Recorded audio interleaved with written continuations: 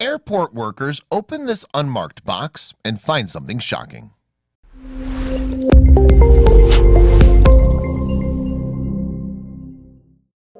When a mysterious package turns up at an airport, usually trouble isn't too far behind.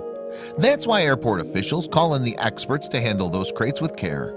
Any number of nasty surprises might be hiding within them. Take, for example, these boxes. Employees at 2 separate international airports picked up a small, unmarked crate as part of routine safety inspections. They didn't find narcotics or bombs, however, but what they did find set off an insane chain of reactions that no one expected. In March of 2017, employees at Beirut Rafik Hariri International Airport intercepted a small, improperly marked wooden crate. The package was destined for war-torn Syria with no sender listed. Something was suspicious. To the horror of airport employees, 3 Siberian tiger cubs have been stuffed inside the crate. In the extremely confined box, they were unable to even stand up. Surprisingly, their situation was worse than it looked. The tigers were starved, dehydrated, and covered in maggots. Bodily fluids coated the walls and floor of the tiny crate. The craziest part?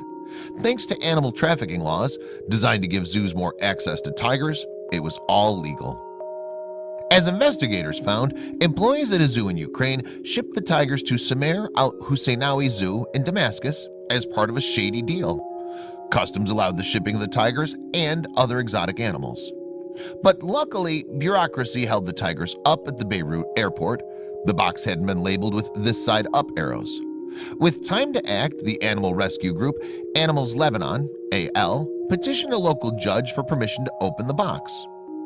After the tigers spent 7 days at the airport, Lebanese officials ordered the cubs to be released to Animals Lebanon because of significant concerns for their health and welfare. AL rejoiced, but had a lot of work to do. Specialized veterinarians examined the cubs and found their paw pads were raw and red from being covered in urine, as were their back legs and thighs, AL noted.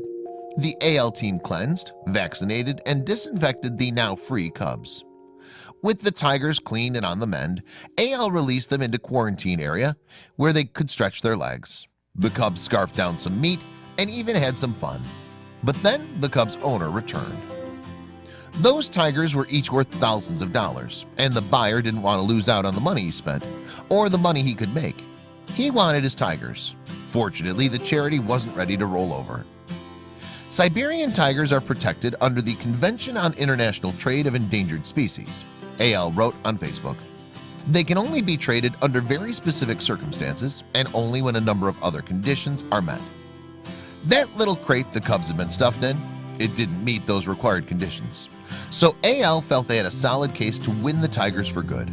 They just had to wade through bureaucracy and keep the tigers happy in the meanwhile. The Minister of Agriculture, Judge of Urgent Matters and Customs have all made the right decisions, AL wrote.